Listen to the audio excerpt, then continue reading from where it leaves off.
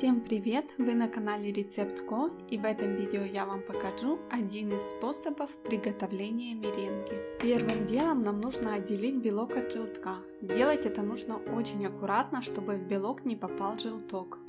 Перекладываем белок в глубокую чашу, где будем взбивать его.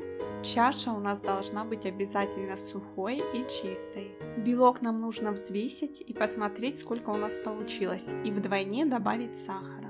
У меня получилось 100 грамм белка, поэтому я добавляю 200 грамм сахара.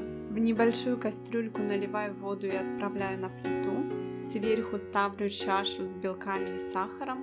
Постоянно перемешивая, нагреваю до растворения сахара. Это приблизительно 65 градусов. Массу нужно постоянно помешивать венчиком, чтобы сахар равномерно растворялся. Очень важный момент, чтобы белки не передержать. Как только сахар растворился, сразу же убираем массу с паровой бани, потому что белок может свернуться.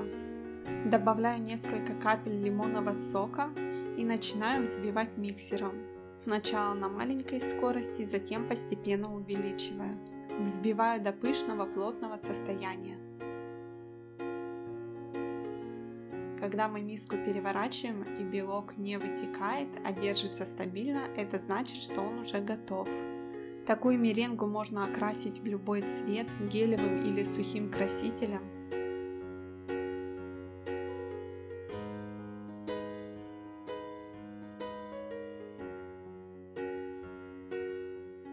С такой меренги можно сделать безе или украсить любимый ваш десерт.